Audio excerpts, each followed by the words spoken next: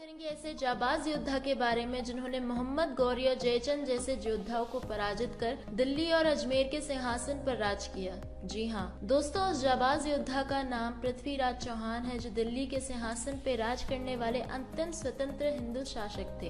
राय पिथौरा के नाम से मशहूर इस राजपूत राजा ने चौहान वंश में जन्म लिया था। पृथ्वीराज का जन्म 1149 को अजमेर में हुआ था। उनके पिता का नाम सोमेश्वर चौहान है और उनकी माता का नाम कपूरवी देवी है। उनका हरिराज नाम का एक छोटा भाई और प्रथा नाम की एक छोटी बहन भी थी। पृथ्वीराज चौहान की कई सारी पत्नियां भी थी, जिनमें से कुछ का नाम इस तरह है: जाम्बवंती, पडेहारी, यादवी, पद्मावती, पुडिरनी, इंद्रावती और संयोगिता गाहड़वाल।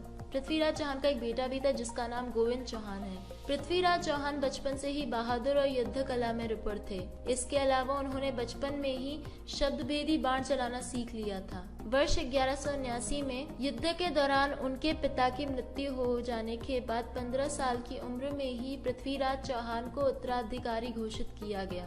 उन्होंने 2 राजधानियां दिल्ली और अजमेर पर शासन किया, जो उनको उनके नानाजी अक्रपाल और तोमरा वंश के अंगपाल तृतीय ने सौंपी थी। पृथ्वीराज चौहान 6 भाषाओं में निपुण थे, जिनमें संस्कृत, प्राकृत, मागधी, पैशाची, शोरसेनी और अपभ्रंश भाषा आदि शामिल है। इसके अलावा उन्हें मीमांसा, वेदांत, गणित, पुराण, इतिहास, सैन्य विज्ञान और चिकित्सा शास्त्र का बखूबी ज्ञान था। राजा होते हुए उन्होंने अपने साम्राज्य को विस्तार करने के लिए कई अभियान चलाए और एक बहादुर योद्धा के रूप में प्रसिद्धि प्राप्त की। जब राजा जयचंद की बेटी संयोगिता को पृथ्वीराज की वीरता और सौंदर्य का पता चला तो वो मन ही मन पृथ्वीराज से प्यार करने लगी। संयोगिता के अभिमानी पिता जयचंद को जब इस बात का पता चला तो उन्होंने अपनी बेटी और उनके प्रेमी पृथ्वीराज को सबक सिखाने के लिए अपनी बेटी का स्वयंवर आयोजित किया, जिसमें हिंदू वधू को अपना वर खुद चुनने की अनुमति होती थी और वह जिस भी व्यक्ति को गले में माला डालती वो उसकी रानी बन जाती थी।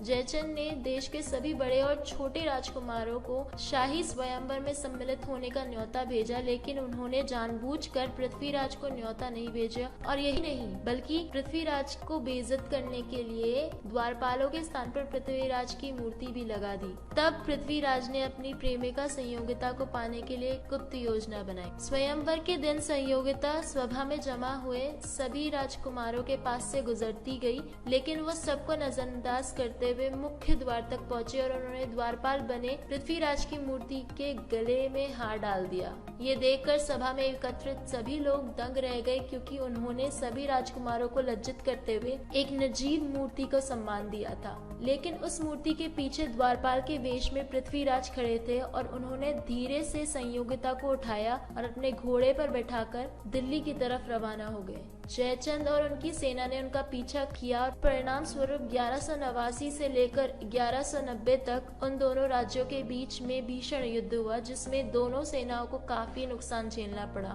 दोस्तों, 1191 के फर्स्ट बैटल ऑफ टरायन में पृथ्वीराज से हारने के बाद 1192 के second battle of Tarain Mohammad Ghori ने 17वीं बार राजपूत सेना पर आक्रमण कर पृथ्वीराज को पराजित कर दिया।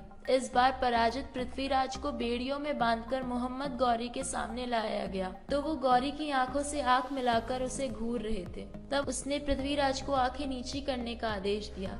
पृथ्वीराज ने उसे कहा कि आज मेरी वजह से ही तू जिंदा है और एक राजपूत की आंखें मौत के बाद ही नीची होती हैं। पृथ्वीराज की ये बात सुनके गौरी आग बबूला हो गया और उसने पृथ्वीराज की आंखें गर्म सलाखों से जला देने का आदेश दिया। पृथ्वीराज की आंख फोड़ देने के बाद कई बार उन्हें गौरी के दरबार में लाकर दंडित किया जाता था और उनको मुस्लिम बनने के लिए भी प्रताड़ित किया जाता था। पृथ्वीराज के बारे में एक दिलचस्प कहानी है, जिसके अनुसार अंधे होने के बावजूद उन्होंने मोहम्मद गौरी की सभा में एक तीरंदाजी प्रतियोगिता में हिस्सा लिया और इसी प्रतियोगिता के दौरान उन्होंने मोहम्मद गौरी की आवाज की दिशा में तीर चलाकर उसका वध कर दिया था। इस घटना को पृथ्वीराज के राजकवि चंद्रवरदाई ने बड़े ही सुंदर शब्दों में बयान किया है। 4 बांस 24 गज अंगुल अष्ट प्रमाण, ता ऊपर सुल्तान है मत चूके चौहान। अंततः दिल्ली पर सबसे ज्यादा समय तक राज करने वाले अंतिम हिंदू शासक पृथ्वीराज पृथ्वीराज की 28 साल की उम्र में 11 मार्च 1192 को गौरी के मंत्रियों ने एक रत्न जड़ित तलवार से हत्या कर दी। उनका अंतिम संस्कार अजमेर में ही उनके छोटे भाई हरिराज के हाथों किया गया। 31 दिसंबर 2000 को